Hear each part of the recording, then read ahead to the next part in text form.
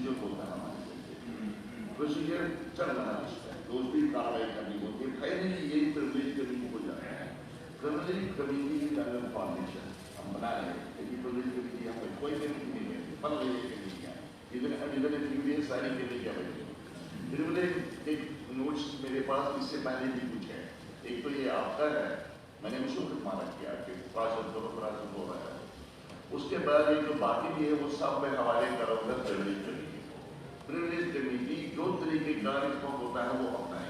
Privilege committee आप समझे नहीं, एक बात आप सुनो ना, मनकोटे जी आपको पुराने नंबर है, आपको कहना नहीं चाहिए। मेरा नहीं कि मुझे प्रिविलेज मोशन आए तो मैं हॉस्पिटल पर जाऊँगा आपको या किसी और को, वो मेरे हाथ में नहीं है।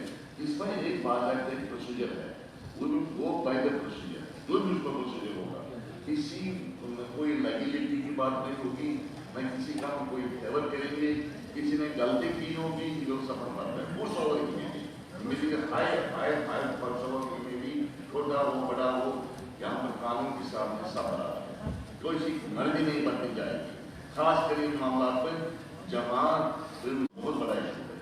ये मैं आपको यकीन दिलाना चाहता हूँ कि जो भी कानून बताएगा, जो भी रूल हमारे बताएंगे, उसके बदौलत उस पर कार्रवाई होगी।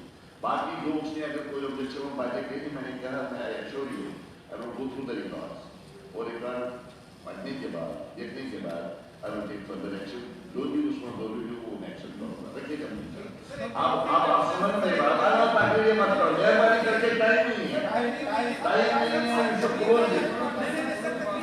दर्शन ठाकर साहब कहाँ है? दर्शन ठाकर साहब बोलिए। आपने कहा कि प्रिविलेज कमेटी को चाहिए सर, यहाँ पे सैकड़ों जज हैं देश की असेंबली के अंदर, अलग-अलग स्टेट के अंदर, रात के 12-12 बजे स्पीकर ने आपको यहाँ पे सुप्रीम है, आप तो किसी को भी तलब कर सकते हैं, आप कड़ी लगवा के तलब कर सकते हैं। मुझे क्या करना ये सर नहीं, ये आपके सामने देखिए मन को देखिए आप मैं कहता हूँ कि मेरे सामने कोई बैठे नहीं हुई, मैं थाली नहीं हूँ, मैं आपको बता रहा हूँ, आप सुनो ना मेरी बात। प्रिविलेज मोशन की बात करें, आपके सामने चलिए कोई बात, अब तक चलिए ठाकर साहब वापस का ख्याल रखिए, वापस का ख्याल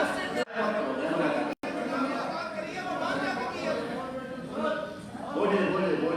धन्यवाद धन्यवाद स्पीकर सर, आपने मुझे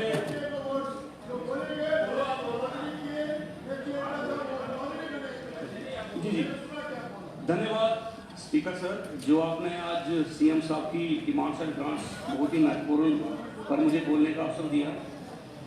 मैं सबसे पहले ये जिक्र करूँगा, जहाँ बार बार बात आई है कि 7 सालों में ही सब कुछ जो बुरा हुआ जम्मू कश्मीर में 7 सालों में ही हुआ है, तो मैं थोड़ी सी बात उस पर करूँगा कि 70 सालों में जम्मू और कश्मीर में क्या मतभेद हुआ है, और खासकर मैं पूरे जम्मू कश्मीर में नहीं जाऊँगा, मैं सिर्फ अपनी कॉन्स्टिट्यूंसी कसौली की बात करूँगा। तो हमारा जो डिस्ट्रिक्ट कठुआ है, जम्मू कश्मीर का नहीं लगता मुझे पूरे हिंदुस्तान का सबसे बड़ा डिस्ट्रिक्ट होगा, जो कम से कम